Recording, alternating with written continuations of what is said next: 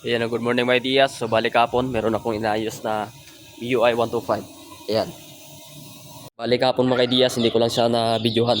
So hindi natin na vlog. So same pa rin doon sa Rossi nating na troubleshoot. So may video na tayo dyan.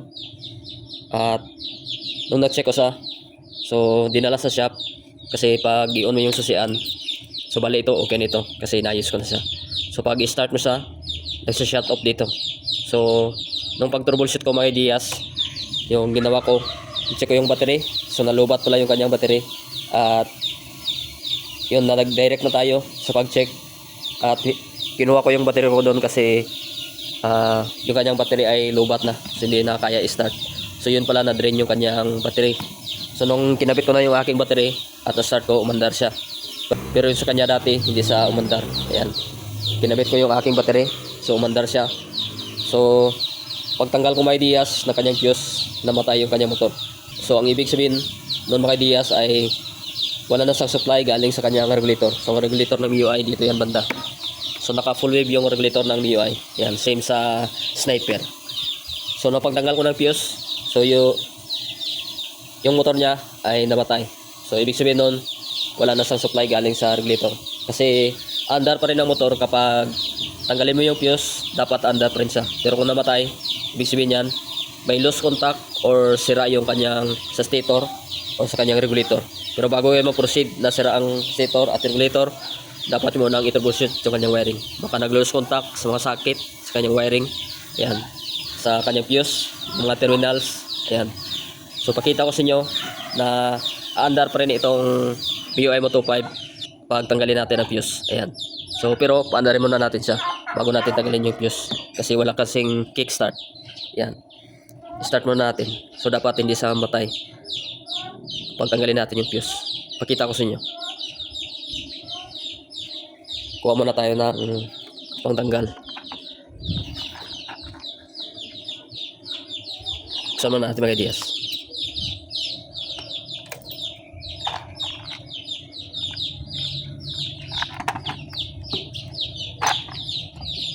Pakita ko sa inyo na dapat andar pa rin yung motor kahit wala na siyang connection sa battery. Hindi dapat mamatay yung kanyang makina.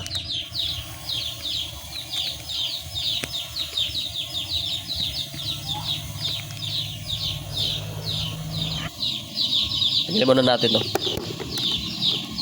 Pakita ko sa inyo na goods na yung kanyang connection. Hindi ko lang kasi na-vlog kahapon. Yan. Pero kasi akong ginawa na pinaringan ko din yung Skygo.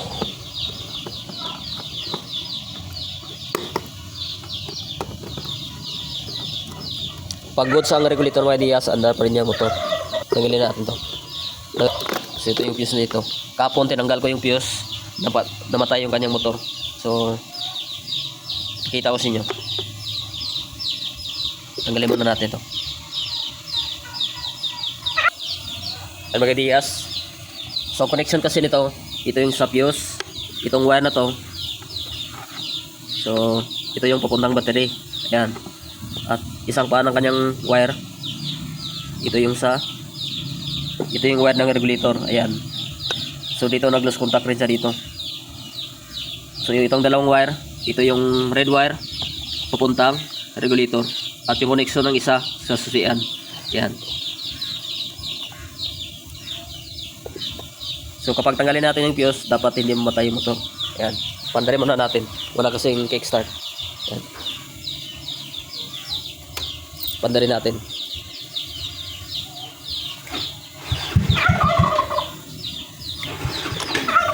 So, nagawa na lang kasi tayo.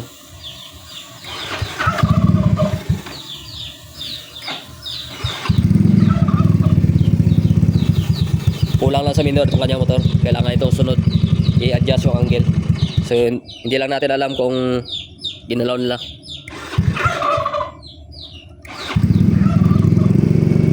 Warm up na natin mga Diaz kasi hindi pa ito mandar.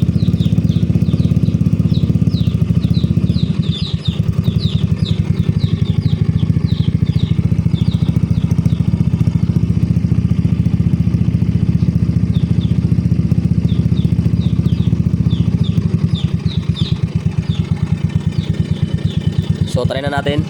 So dapat hindi mamatay ang motor pag tanggalin natin yung fuse. Yan, tanggalin natin. Dapat hindi ito mamatay. Yan.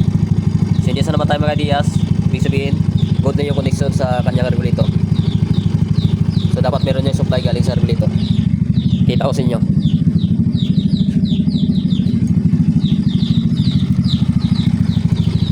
So lagyan natin sa negative yung ating test light. Ito yung galing sa ating so wire ng ating regulator ito. Yan. Ito yung sa ating regulator. So goods. So nag-lose contact nung pag-troubleshoot ko kahapon sa kanyang regulator. Walang supply doon nung pag-check ko. So balik muna natin yung kanyang fuse.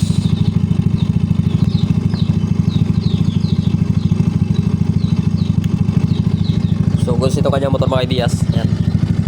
So yun yung pala dahilan yung kanyang sakit ng kanyang regulator, nag-lose contact. So dito yan banda yung kanyang regulator.